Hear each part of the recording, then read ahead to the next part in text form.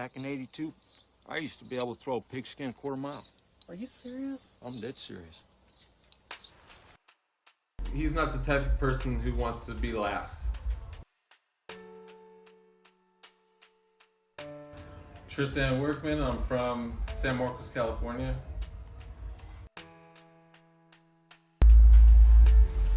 How long you known Scott? I've known him longer than I haven't. Growing up with him, skateboarding and everything, it went from that to, getting his first car, and then I'd say the skateboarding kind of just faded away, and then next thing you know, he's just gung-ho, guns blazing, street racing.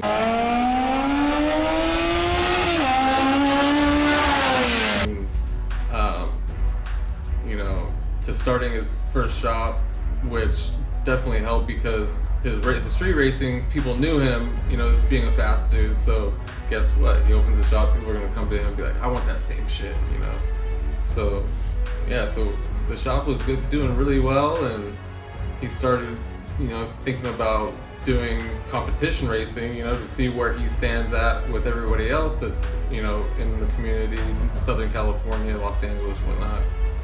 And yeah, I think we started with like a B series motor. It was nothing crazy. It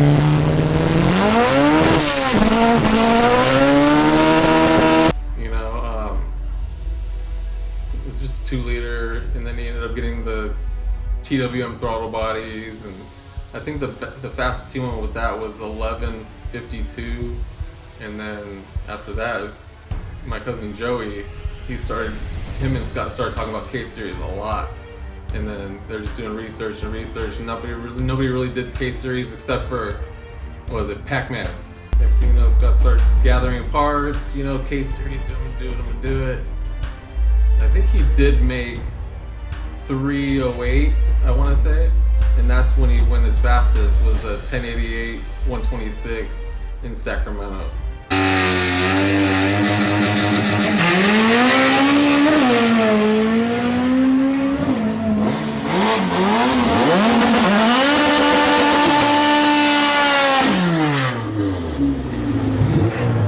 And that was the first 10-second pass on the West Coast, and yeah, people were tripping, it was pretty fucking sick, to be able to claim that and be part of that. But yeah, he definitely tries to push as hard as he can in whatever he's doing, and that's awesome. And I feel like it rubbed off on me a lot and all the people around us. What do you think about his new sport front-wheel drive car? I think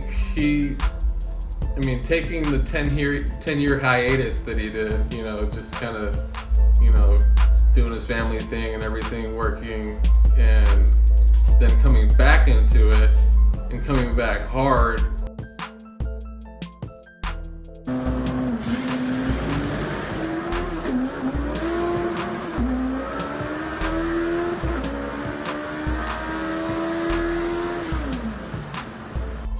Obviously, it costs a lot of money to do a turbo car, and he was thinking like, I should just do a K, He got into, doing the Motec, got the Motec, did his own wiring harness, the whole deal, fabbed up his own intercooler, exhaust, cage, everything. He pretty much did everything to the car, So that's what I think people might be a little intimidated that, most people might just drive the car and maybe put the motor together, but Scott drives the car, builds the motor, built the car.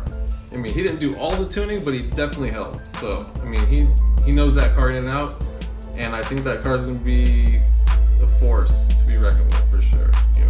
Making the way where it is right now, it's not the fastest, but yet he has not seen the full potential of this car yet. It's still in the works, but in the short amount of time that he has had the car and how many passes he's made with it, it's looking good. Had a couple little issues this last time we went to Bakersfield, but you know, figured that out, you know, came over today, you know, measured the crank, the, you know, clearances, all, you know, all the little things that we needed to know. Documented it, so next time if something happens, we can take it apart, measure it, and know that, okay, this was the part that failed, fix that, and whatnot. But, yeah, I'm curious to see what it does, you know, on a good pass, you know, with, you know, all the power it's supposed to have, not just turn down. So, Yep. yeah, we'll see. Time will tell.